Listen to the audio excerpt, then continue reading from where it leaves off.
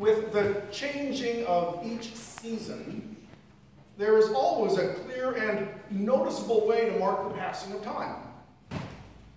The 4 seasons of the calendar year, as most of you probably know, are marked by the relative position of the sun and the earth, with the summer and winter solstices,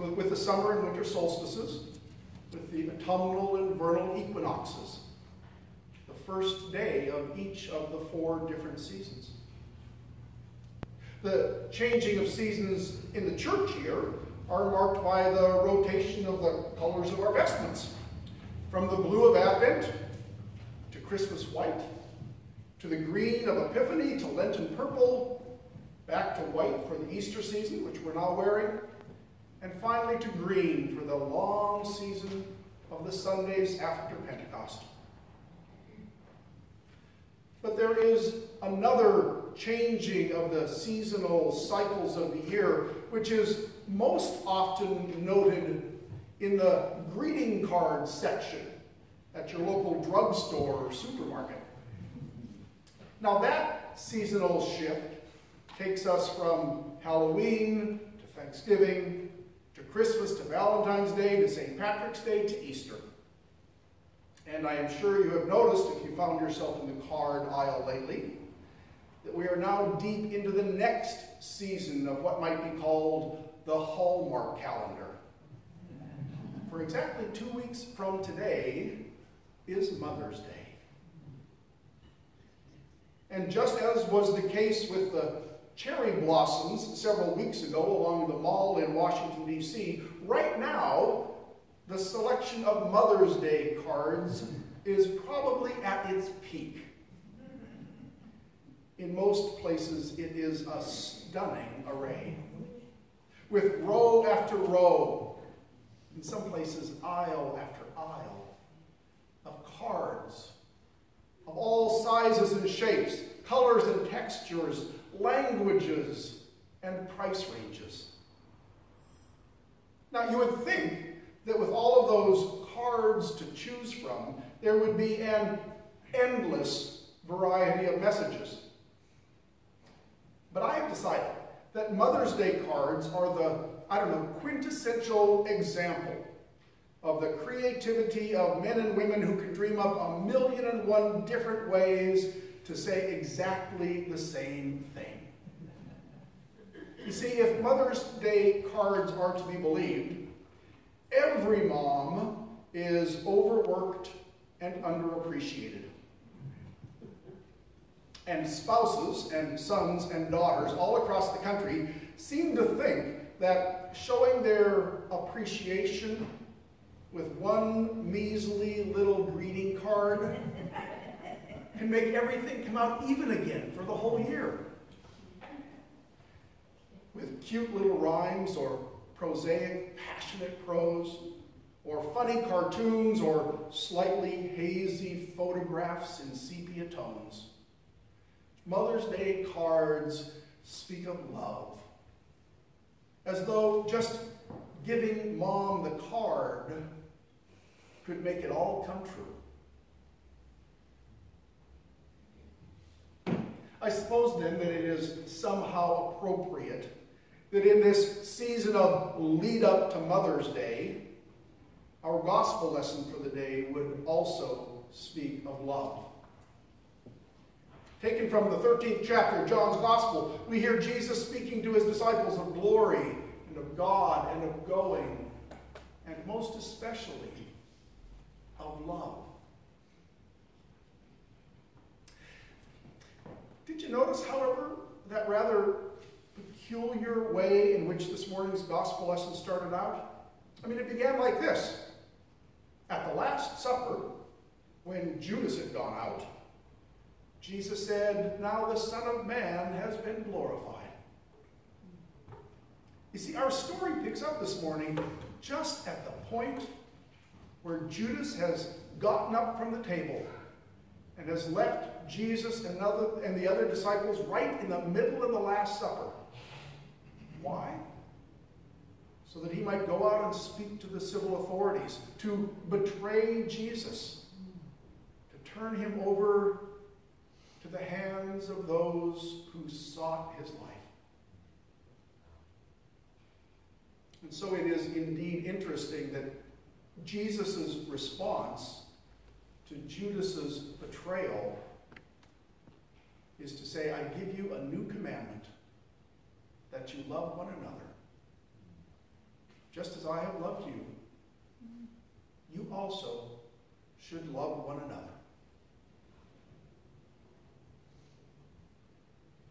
I give you a new commandment. So what's so new, do you suppose, about this commandment to love one another?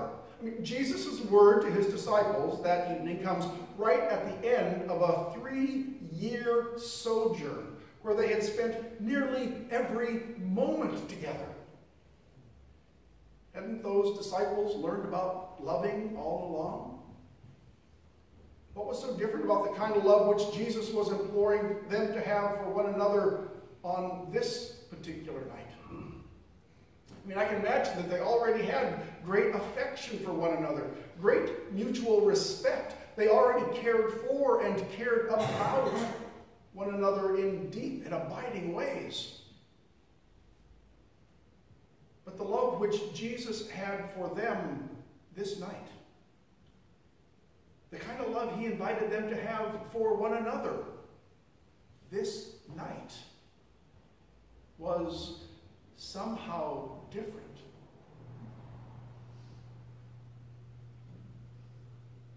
What was different was that Jesus put a new twist onto an old message.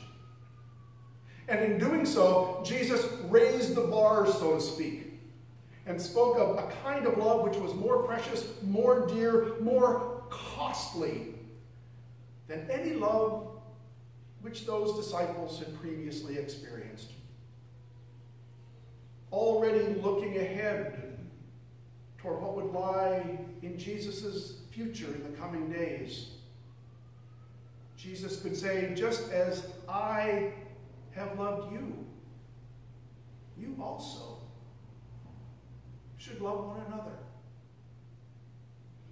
Just as I love you so much that I am willing to die for you, you also should love one another so much that you are willing to die.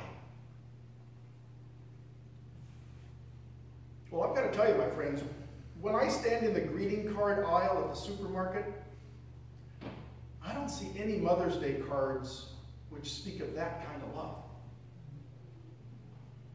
Because you see, this is where things start to get really tough. I mean, I like a lot of people. In fact, I would go so far as to say I downright love a whole lot of people. But am I willing to lay down my life, to live like I was dying? Especially for people I don't know, or don't particularly like all that well? Well, that's a hard question. Especially because I already know the answer that I am most likely to give.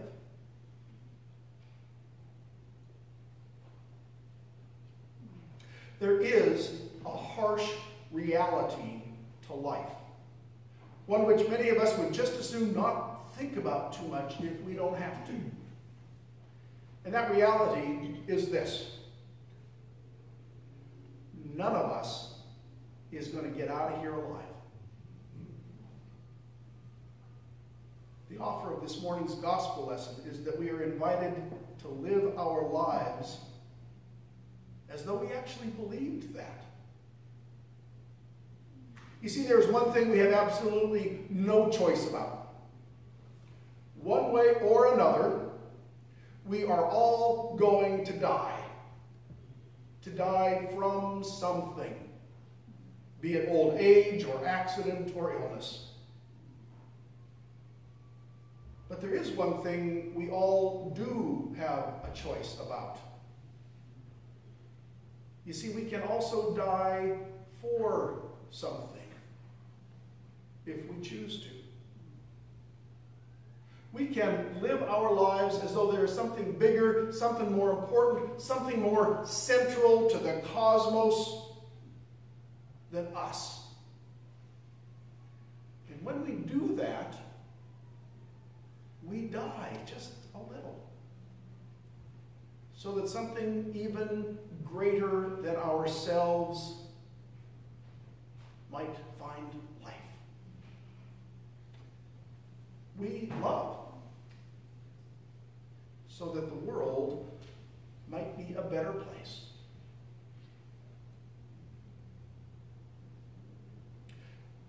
As you might imagine, with my driving between here and Altadena on a regular basis, I have the distinct pleasure of getting to spend lots of time alone in my car.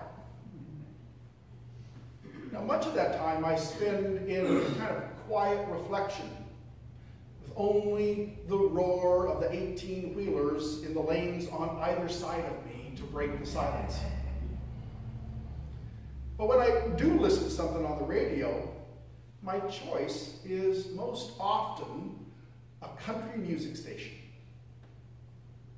You see, I like country music because the melody is usually pretty straightforward, and I can actually understand most of the lyrics in the songs. But what I really like about country music is that the best musicians are, in their heart of hearts, excellent storytellers. And like any good story, whether it's a country western song or a fairy tale or an epic novel, the story that is being told triggers other stories deep in my soul. So while they might be telling me one story on the radio, I'm listening to a very different story on the inside. Well, one of the songs that's receiving lots of airtime right now on the radio is a song that was released by Tim McGraw way back in 2004. And it's found a bit of a resurgence these days. The song tells the story of a conversation between the singer and an unnamed person who apparently has just received a dire medical prognosis. You can already see that we got great material for a country western song here. The singer is asking the other person what they did when they got the bad news. And the lyrics of the chorus in the song go like this. I went skydiving. I went Rocky Mountain climbing. I went 2.7 seconds on a bull named Fu Manchu. And then the refrain continues. And I loved deeper, and I spoke sweeter, and I gave forgiveness I'd been denying. And he said, someday I hope you get the chance to live like you were dying.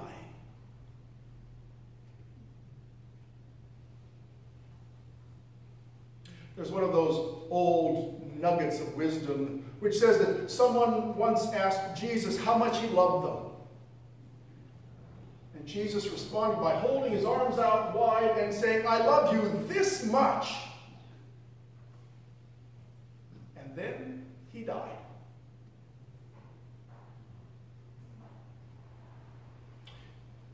If someone asks you how much you love them, hold your arms out wide and say, I love you this much.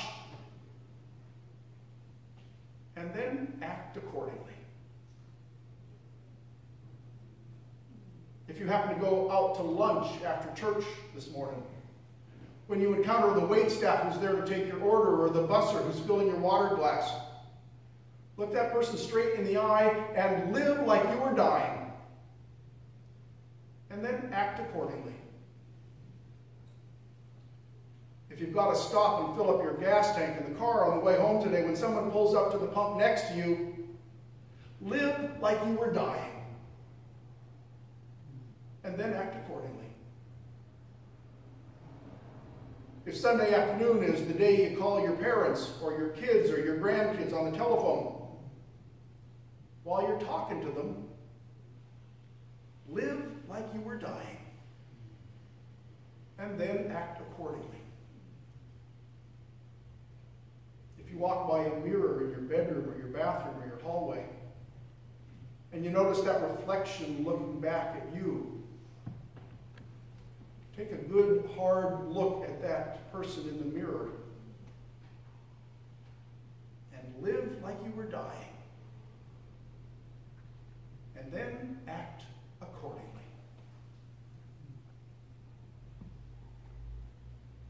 In this morning's gospel lesson, as Judas left to betray Jesus, Jesus said to his disciples, I give you a new commandment, that you love one another. Just as I have loved you, you also should love one another. Someday, I hope you get the chance to live like you were dying.